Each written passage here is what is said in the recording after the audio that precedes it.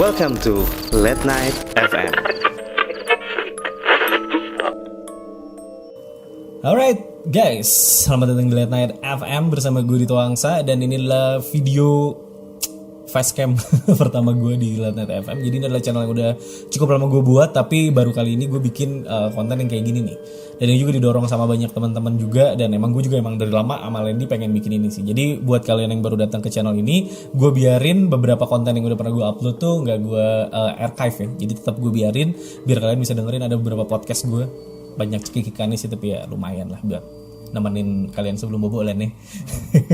Dan kali ini nih mau bikin konten yang sekiranya mungkin lebih fokus sama satu cerita.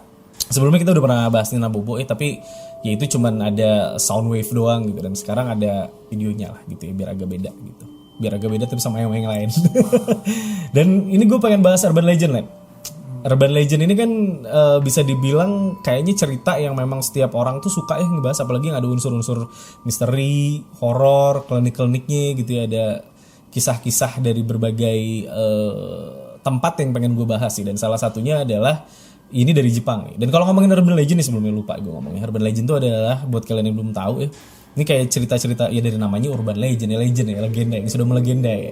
Kayak kalau di Indonesia kayak ada hantu jeruk purut, ada terowongan Casablanca. Kalau di Bandung juga ada kayak rumah kentang dan lain-lainnya lah. Itu adalah urban legend menurut gue, dan hal yang menarik untuk dibahas sebenarnya. Dan kita ambil ini kesimpulan bahwa rata-rata urban legend ini sebenarnya fiksional, walaupun memang mungkin aja itu beneran gitu ya, atau nyata gitu. Dan urban legend yang dari Jepang ini adalah Himuro Mansion. Dan kalau kita ngomongin Himuro Mansion dan ada kata mansion di belakangnya, jadi kalian harus tahu dulu mansion itu apa. Jadi mansion ini kalau saya lihat di Google ya, itu adalah artinya rumah yang sangat besar. Jadi rumah yang gede banget gitu. Soalnya kan kita tahu ada Playboy Mansion kan gede tuh ya, punyanya Hefner ya. Dan ya itulah kategorinya orang yang tinggal di sana tuh bukan orang-orang yang biasa-biasa aja gitu. Jadi ini adalah sebuah bangunan yang cukup besar dan penghuninya juga mungkin cukup banyak. Nah, Himuro Mansion ini dari segi demografinya ini gue udah pernah cari di Google Map dan tidak ketemu. Jadi malah merefer pada Himuro Mansion yang ada pada game Fatal Frame.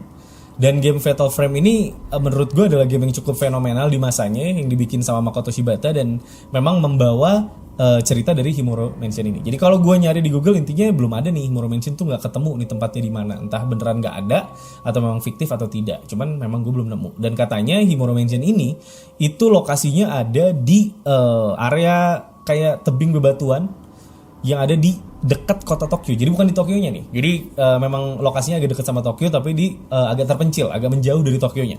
Dan yang pasti lagi adalah Himuro Mansion ini melewati dulu kayak hutan-hutan untuk sampai bisa ke sana. Jadi bisa kita tarik kesimpulan, mungkin aja, bukan tarik kesimpulan sih, kita bisa berasumsi lah ya. Memang di Himuro Mansion ini ada sesuatu yang dilakukan dan tidak ingin diketahui oleh banyak orang gitu. Jadi memang Himuro Mansion ini cukup terpencil jadinya tempatnya.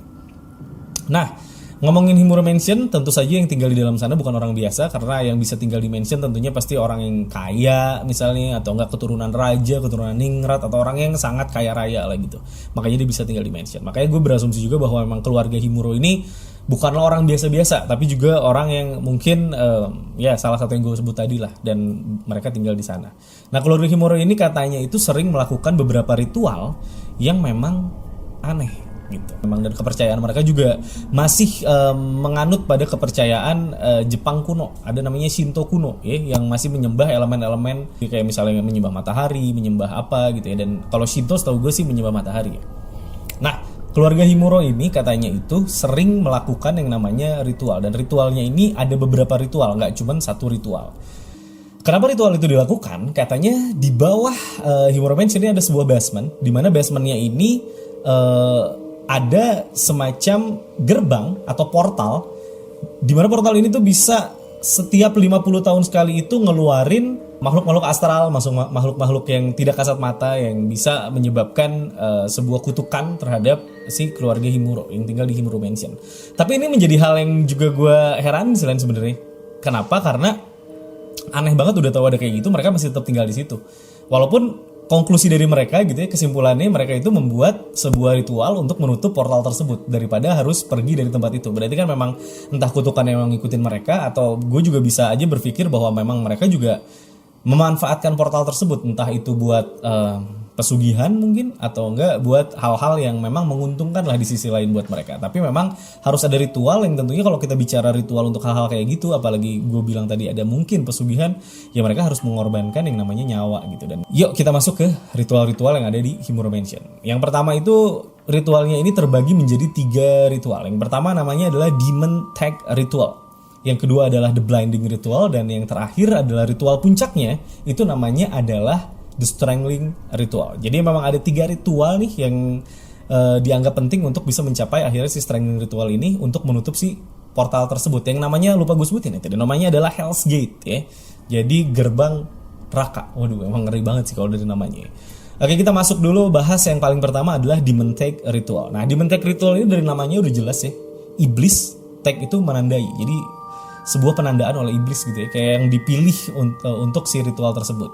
Nah, yang dipilih ini adalah 2 orang anak perempuan, dan dipilihnya sendiri ini oleh si ketua atau kepala dari Himuro family ini atau keluarga Himuro ini. Jadi si ketuanya ini akan memilih 2 perempuan yang nantinya akan mengikuti Demon Tag Ritual ini. Nah, Demon Tag Ritual ini kayak gimana? Demon Tag Ritual ini adalah si 2 anak perempuan yang sudah terpilih tadi nantinya akan ditaruh di sebuah ruangan khusus untuk ritual tersebut, di mana ruangannya kosong. Hanya ada 2 anak tersebut dan 1 orang wanita yang matanya sudah dibutakan. Ini sih menurut gue lumayan nyebelin ya. Dimana nantinya tuh ritualnya tuh sesederhana si perempuan buta ini nanti akan mengejar kedua anak perempuan tadi dan menangkapnya. Nah, anak yang pertama ketangkap itu akan menjadi pengganti wanita buta ini untuk ritual berikutnya. Jadi ibaratnya lengser nih si cewek buta yang nangkapnya ini, digantikan oleh anak perempuan yang tertangkap ini. Nah, yang lebih apesnya lagi adalah anak perempuan yang kedua yang ditangkap. Nah, anak yang kedua yang ditangkap ini nantinya akan menjadi The Rope Shrine Maiden. The Rope Shrine Maiden itu apa sih? The Rope Shrine Maiden ini adalah tumbal atau korban yang akan ditumbalkan atau dikorbankan di The Strangling Ritual. Itu adalah ritual utamanya gitu. Dan itu bayarannya nyawa gitu. Sedangkan yang wanita yang pertama itu tadi cuman dibutain matanya. Itu akan masuk ke ritual kedua, yaitu adalah The Blinding Ritual. Nah, kedua anak perempuan ini akan diisolasi ya setelah dipilih ini selama beberapa tahun. Nah, kalau merefer pada berapa tahunnya ini sebenarnya simpang siur juga, karena memang si data-data yang ada di internet ya kan, emang gue cuma bisa lihat di internet ya data-datanya itu tidak lengkap. Jadi gue nggak bisa bilang berapa lama sih sebenarnya mereka ini diisolasi. Tapi yang pasti keduanya ini harus diisolasi guys. Jadi memang harus nggak boleh terkontaminasi dengan dunia luar. Jadi mereka tuh harus tetap pure, harus tetap terjagalah dari hal-hal yang berbau duniawi. Jadi mereka diisolasi dan untuk kurun waktu tertentu, ya anggaplah 10 tahun lah ya, biar sederhana aja. Setelah 10 tahun ini kita akan mereka akan masuk mereka akan masuk ke yang namanya The Blinding Ritual. Nah, Blinding Ritual ini adalah ritual di mana mata perempuan anak perempuan pertama ini akan dibutakan. Dan ritual ini adalah di suatu tempat, nanti anak perempuan ini akan dipegang oleh kedua orang. Dan ntar mereka pakai baju ritual tuh, pakai baju putih-putih kayak gitu. Terus nanti si kepala keluarga Himuro ini akan memakaikan topeng, di mana topeng ini bukan sembarang topeng, tapi topeng yang di mana di daerah matanya tuh sudah ada 2 bilah mata pisau. Ini gore juga ya. Jadi intinya pas dipakein ya matanya otomatis akan buta. Jadi lumayan gore ya, jatuhnya sadis gitu ya. Dan akhirnya matanya buta, dan setelah itu dia akan menjadi pengganti dari the blind sister yang nantinya akan melakukan ritual di ritual berikutnya. Nah, setelah itu terjadi, si wanita yang satunya lagi ini memang ikut diisolasi juga, tetapi bedanya dia akan dipersiapkan untuk melakukan The Strangling Ritual, di mana ini adalah ritual utama yang benar-benar menjadi ritual penutup dari semua ritual untuk menutup si Hell's Gate ini, si portal ini. Nah, perempuan ini setelah diisolasi, dan isolasi ini ada beberapa fakta yang gue temuin juga, bukan fakta ya, fakta dari ceritanya, bukan fakta beneran ya. Cuman di cerita ini katanya dia itu bahkan diasuh oleh seorang suster atau seorang wanita. Itu mereka tuh harus pada pakai topeng. Alasannya apa? Alasannya untuk menghindari adanya bonding atau ikatan antara si wanita yang akan dikorbankan ini atau ditumbalin ini, The Rope Shrine Maiden ini, terhadap si suster-suster tersebut. Jadi memang sedemikian rupa biar dia itu tidak mengalami bonding atau hal-hal duniawi itu tadi. Karena kan gak boleh jatuh cinta, dia gak boleh pokoknya semua itu dituntut untuk si anak perempuan ini biar apa ya, dia tetap pure lah ya, biar dia tetap suci gitu. Menurut gue hal tersebut wajar dilakukan. Kenapa? Agar nantinya pas dilakukan the strangling ritual ini, si perempuan ini tuh tidak memberontak dan akan melakukan ritual tersebut dengan sukacita gitu, dengan ikhlas gitu ya. Jadi nggak ada paksaan lah gitu. Karena dia mungkin selama masa isolasi itu pun akan didoktrin bahwa memang the strangling ritual ini adalah sesuatu yang mungkin setelah itu dia dijanjikan akan masuk ke surga atau hal-hal seperti itulah, bahwa memang ini adalah jalan hidupnya dia. Memang dia harus melakukan itu, sehingga memang harus ditutup dari dunia luar, karena kan bisa bahaya kalau ada orang lain yang ngasih input nih ke dia nih, ngasih masukan ke dia bahwa wah lu jangan mau nih apa segala macam ya kan, ritualnya bisa gagal dan proses ritualnya juga akan semakin sulit. Makanya memang harus ditutup semuanya, diproteksi sampai akhirnya ritual ini akan dilakukan. Nah akhirnya sampailah gue nggak tahu exactnya berapa lama, tapi yang pasti katanya di hari ke-13 di bulan ke-12 ya, di bulan ke-12 dan di hari ke-3669 itulah waktu yang paling tepat untuk melakukan the strangling ritual ini. Dan strangling ritual ini dilakukan di sebuah area di Himuro Mansion tersebut, dimana ini areanya cukup terbuka, bukan cukup sih, emang dia outdoor gitu. Terus ada sebuah batu besar bulat di tengahnya, dimana itu nanti si tumbal ini akan ditidurin di sana. Dan ini katanya langsung disinarin sama cahaya bulan. Jadi memang mungkin sudah diperhitungkan sedemikian rupa bila ini akan dilakukan, ya maka cahaya bulan itu akan menerpa tubuhnya.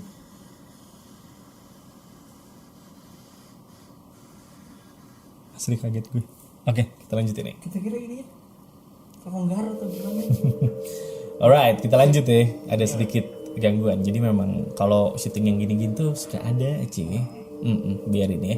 Oke, kita lanjutin lagi ya. Jadi setelah itu di malam itu tuh semua orang yang akan mengikuti ritual ini akan memakai baju putih-putih semuanya, dan nanti mungkin dipimpin juga oleh si kepala keluarga Himuro ini, dimana nanti dari judulnya kan The Strangling, dan si cewek ini disebutnya juga The Rope Shrine Maiden gitu. Jadi memang rope ini adalah merupakan hal yang paling penting dalam ritual ini, yaitu adalah tali-tali gitu ya, kayak tali-tali tambang atau tali-tali yang mungkin kalian lihat di pohon-pohon. Kalau di Jepang kan suka diiketin tuh pohon tali-tali yang warna putih kayak tali buat tarik tambang tuh.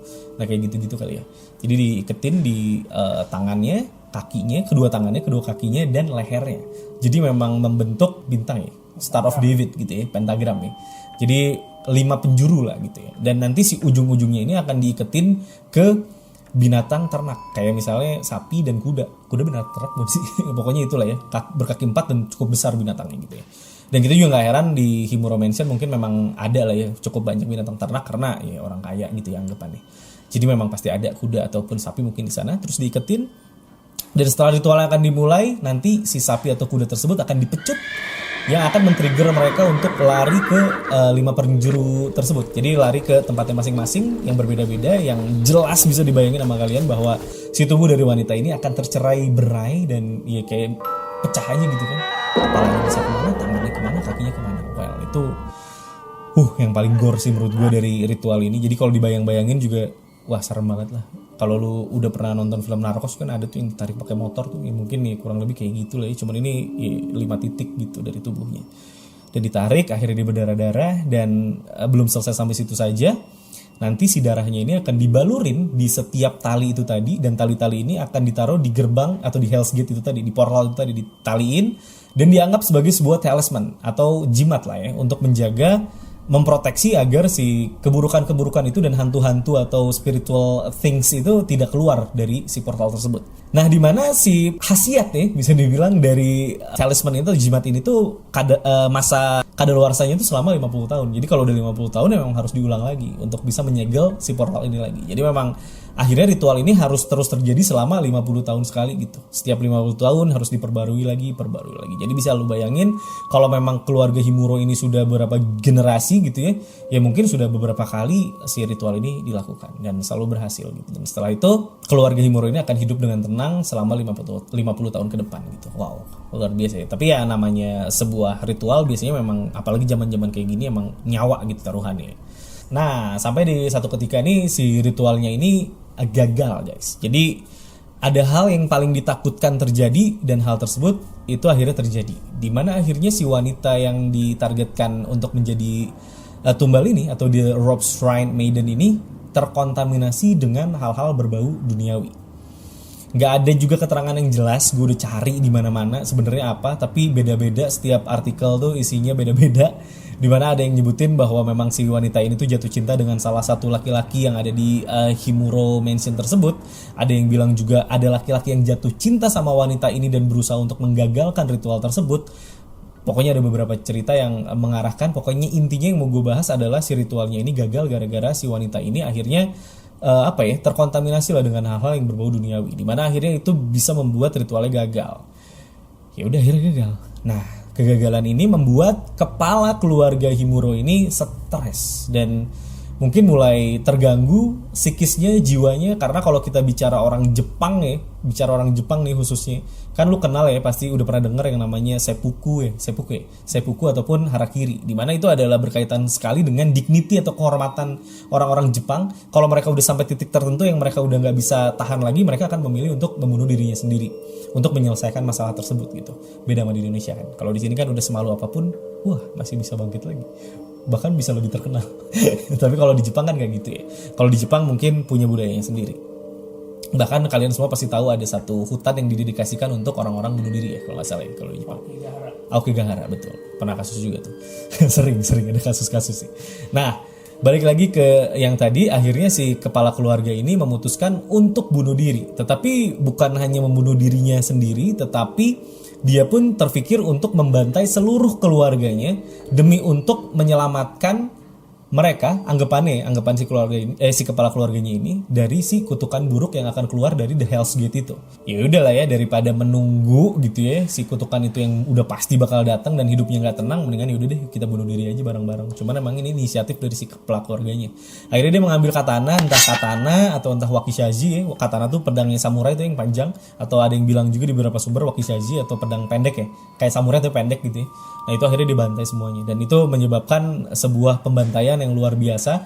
Tidak disebutkan lagi-lagi di berbagai sumber juga ada berapa orang sebenarnya keluarga yang dibantai, gak disebutin juga korbannya berapa. Tapi akhirnya mereka semua dibantai, satu mansion itu dibantai sama si kepala keluarganya, dan si kepala keluarganya juga ini bunuh diri gitu. Dan menyebabkan kekeosan lah di sana, kayak ada banyak cipratan darah di dinding-dinding dan lainnya gitu. Nah mulai dari situ mungkin Himuro Mansion ini kan jadi sepi nih. Terus masyarakat juga melihat kayaknya udah gak ada kegiatan lagi di sana. Cuman gak lama kemudian banyak masyarakat yang melihat masih adanya orang-orang yang berkeliaran di area Himuro Mansion. Lu bisa bayangin gak sih? Himuro Mansion ini lokasinya itu ada di tempat yang terpencil, dan mungkin aja tetap ada orang yang akses jalan ke sana, entah mau kemana kali ya. Dia mau gak mau harus lewat sana, dan sering melihat adanya penampakan-penampakan dari orang-orang yang tinggal di Himuro Mansion pakai baju-baju ritualnya mereka yang warna-warna putih itu. Dan katanya itu yang paling mengerikan adalah bahkan mereka itu bisa dilihat di siang hari.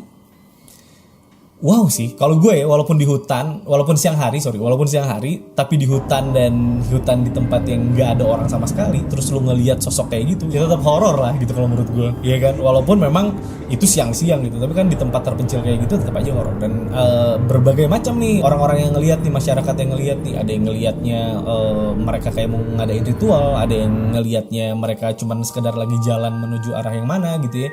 Cuman yang pasti bisa dipastikan itu bukan orang beneran lah gitu ya. Mungkin ada beberapa ciri-ciri yang bisa dilihat yang membuat mereka tuh terlihat bukan seperti orang beneran, mukanya pucat atau sebagainya. Kalau ada berita juga yang menyebutkan bahwa kalau di foto nih jendela-jendela dari Himuro Mansion tersebut, kan bentuknya Himuro Mansion yang ada di Jepang ini mansionnya bukan mansion kayak di barat ya, tapi mansion yang kayak kayak rumah-rumah Jepang lah, khas tradisional Jepang gitu ya. Di jendela-jendelanya ini tuh katanya kalau di foto, hasil fotonya tuh nanti di hasil cetakannya nih bakal ada sosok wanita dengan sebuah kimono lah ya, sebuah baju ritual gitu ya, yang bisa diarahkan bahwa memang si wanita yang ada di foto tersebut yang muncul itu adalah Drop Shrine Maiden gitu. Jadi ini ya gitu, kok gue jadi merinding sih.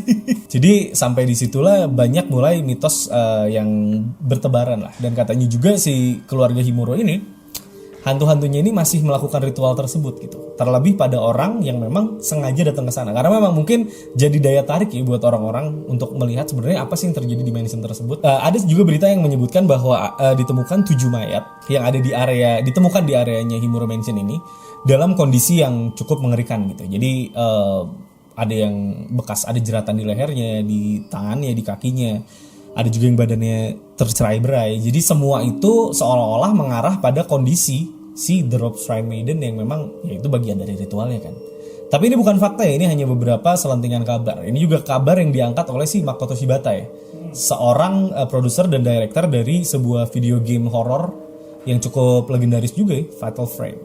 Dimana dia pun bahkan menyebutkan di gamenya tersebut bahwa kisah ini itu adalah based on true story. Nah yang jadi soal adalah itu dilakukan pada setiap game yang dipublikasikan di luar Jepang. Jadi kalau termasuk kita juga melihatnya game tersebut dengan judul Fatal Frame dan disebutkan bahwa kejadian tersebut adalah based on true story. Tetapi kalau di Jepangnya sendiri, game ini memiliki judul yang berbeda yaitu Zero, dan di Jepangnya nggak ada tuh tulisan based on true story. Jadi kita bisa berasumsi memang cerita mengerikan ini itu hanya untuk kepentingan marketing semata, gitu. Karena memang semua yang gue ceritakan tadi pun itu memang basically banyaknya gue dapat dari si Fatal Frame itu gitu, penuhnya tuh dari sana gitu. Bahkan katanya ada cerita kan di gamenya juga lu bakal nemuin sosok hantu wanita yang kayak cari matanya gitu, kayak smile.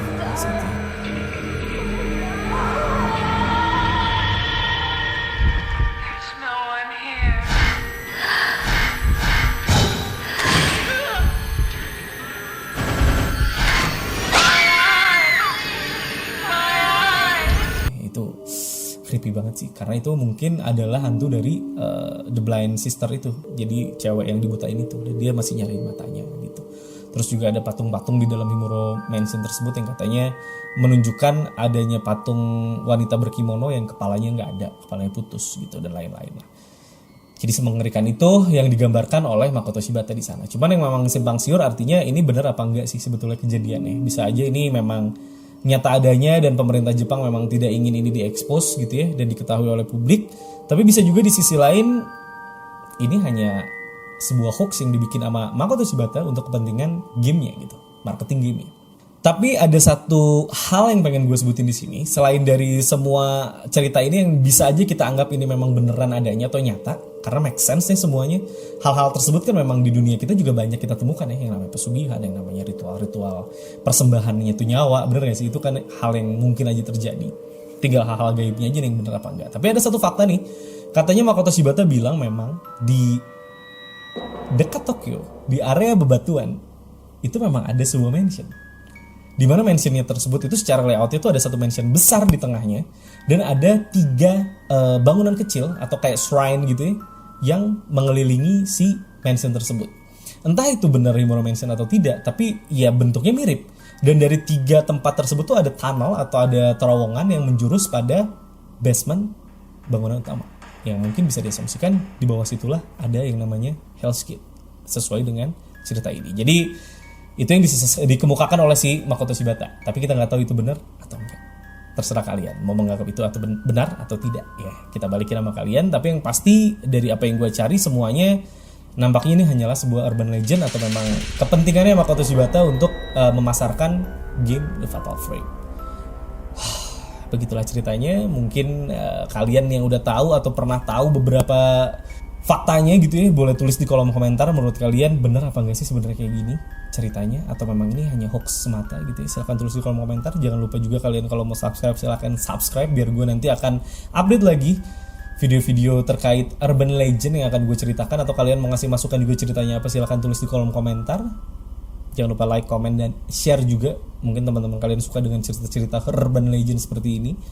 Gitu aja dari gue Dito Hangsa. Sampai ketemu di video Late Night FM berikutnya.